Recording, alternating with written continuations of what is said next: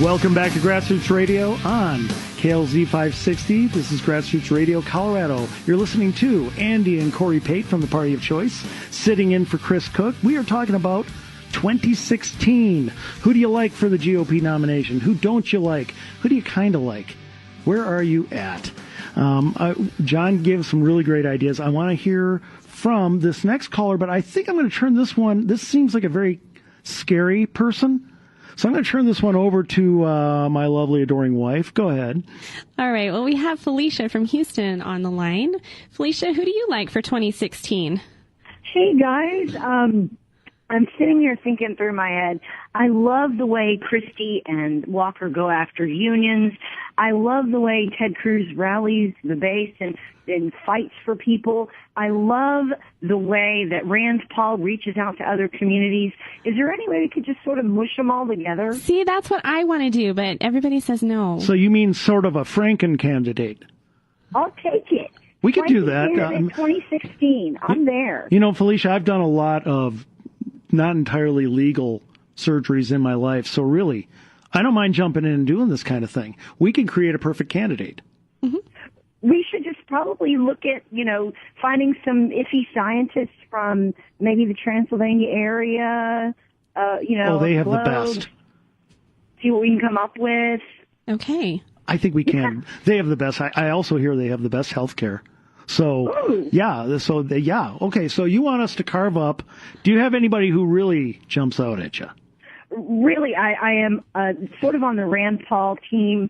As far as electability, he is doing the right things right now. He has just hired the state party chair for Texas to be on his team, and he's making efforts in Texas to do a lot of work, and Texas comes up pretty early in the cycle. But you also see, actually, Scott Walker is coming to my county to speak at our Lincoln Reagan Day dinner. So, people are starting to pay attention to Texas and spend money in Texas. And when I see candidates in Texas, that tells me they're serious. So of those two I think would be high on my list of both electability and doing the right things and fighting in the right way for me. What? How do you feel about their messaging? Because I know you've worked with us a lot on fine-tuning messaging with the Party of Choice and with Free Radical Network, which is your organization. So who do you think has the better messaging skills? Of the two of them? Mm-hmm. I think it depends on to whom they're talking. I think overall Rand has a better understanding of the middle or the apolitical people that don't pay attention to politics until right before an election. But Walker has been holding his own. It's hard to say. I'm going to come up with Rand just a hair better on that one. Well, do you think, what about a pairing of a ticket? Because obviously we're going to have to broaden and reach more of the base. One of the things that really disappointed me with the Romney-Ryan ticket was that when Ryan came on, we suddenly didn't hear any of what he does. He just became a clone of Romney.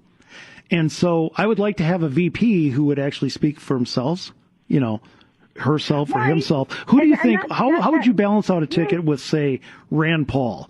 Or how would you balance out a ticket with one of the others? Be careful what you wish for. We had that in Sarah Palin in 2008, and the campaign did the same thing to her. They clamped down on what she was and what she said and the kind of person she was, and they sort of tried to fit her into the McCain box there. So, yeah, be really careful about what you wish for there. But if you do get a candidate who is really different and can bring a different constituency. And I'm with the guy before who said, Susana Martinez, I adore her. I think she's a great, great choice. And I hope that people are paying attention. I would love to see her show up at more events and be more visible on the stage, but maybe there's some strategy going on there. But if they are going to pick someone who is quite a bit different from the top of the ticket, they need to let that person be that person and stop trying to stifle them. Oh, I couldn't agree more. I mean, look at what happened with Paul Ryan as the VP candidate with Romney. They tried to make him into a mini Romney. It's just beautiful. That's all you need. He's already got enough children. People need to stop doing that. And he's happily married. So, ladies, we have no hope. I'm sorry. So I will say, though, that the whole Jake Gyllenhaal, Hey Girl that they adopted for Paul Ryan during the campaign was absolutely hilarious and a great way to catch some constituencies people maybe didn't think of before. Hey Girl, it's Paul Ryan. That was so funny. Let me ask you this. Let's say you have Rand Paul as the candidate. You know, there was a point when I thought he was going to be the candidate, and he still might. It's just that Scott Walker looks so strong. Right. If you have Rand Paul as your candidate, who would you balance out with him? Because with the foreign policy differences, how could that work? How would that dynamic work? How could we have the VP and the president not be too much at odds? And what I mean is this. How could they capitalize on their differences rather than fall apart because of them? Right. And this is a key time for people to be looking at foreign policy, especially with everything that's going on in the world. It's going to be a difficult pick no matter who the president is, because I don't know that many of them have foreign policy experience. They have foreign policy ideas. And that's a good start. But as far as other candidates, I don't think you could balance them out with something like someone who has been in just a governorship or just an office in the Senate or something like that. You need someone with some foreign policy chops somewhere. That was the whole thing. The whole reason they picked Biden, if I'm not mistaken, in 2008 is because they thought he lent some gravity in the foreign policy arena to the president, and for all the good that did.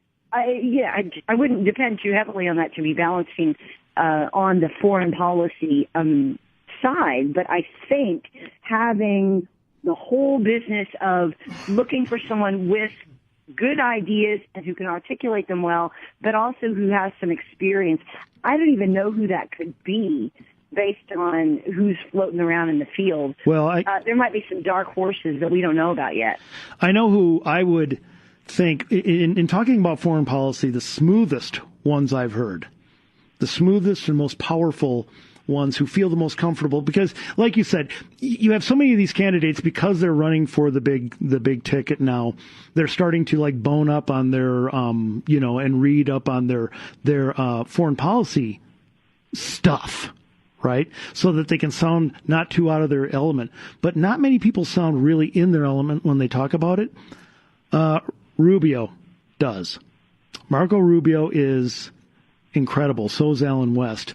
Right, and I don't think he'd be a bad VP choice at all. Oh, they'd be fantastic, but the problem is, how do you balance? How could they work with a Rand Paul? Now, certainly they could work with a Ted Cruz. Rubio, the concern, of course, would be, his immigration plan. That people would think, well, he went too far with that. But from what I've seen, he's balanced that out a lot better. I think he's handled that. But how would you have a real hawk running with a dove on the ticket? Do you think it would work? Do you think it would help broaden our reach? Or do you think it would implode? I think on foreign policy, given what the administration has done, you want someone who's not that far apart from the presidential candidate, that they may have differences on, some small issues, but not really great ones. And that's going to be a challenge for Paul going into this season, because we do have so many threats. There are so many things that we're facing, whether, in Russia or whether in the Far East, whatever, and all the Islamic terrorism that's going on.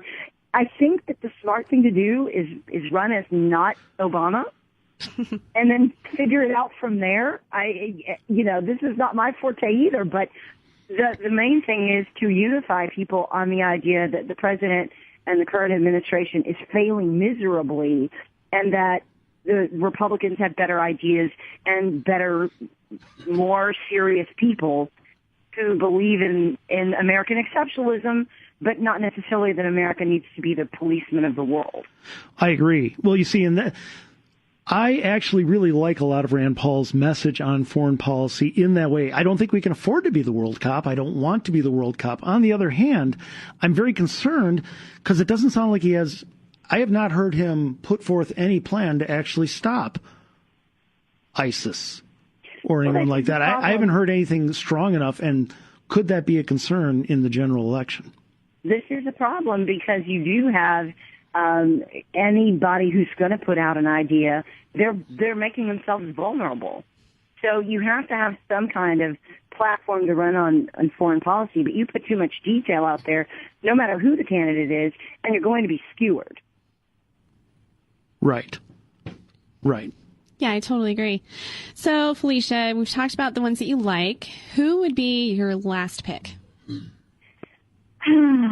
I'm torn. Who do you like least at the prom? I don't think Jeb Bush is a good choice at all, and I think that's going to work itself out. But I also, I'm from Texas. I have more knowledge of this. I'm not the biggest Perry fan. I think Perry talks a really good game, but I've got a look up close at his record, and I'm not comfortable with Perry either. Well, I don't really care for his lack of debate skills either. I mean, that's a big concern for me. Okay, so it sounds like we can put you down for Paul Martinez and not Jeb Bush and not, who was the other one? Rick Perry. Rick Perry. Right. Okay. All right, we got it. Thanks, guys. Thank you so much for calling in. You're listening to Grassroots Radio Colorado. This is Andy and Corey Pate from the Party of Choice. Chris Cook is off tonight. She'll be back in tomorrow. And when we come back from the break, we're going to finish up and talk about 2016. Give us a call at 303-477-5600. 5600.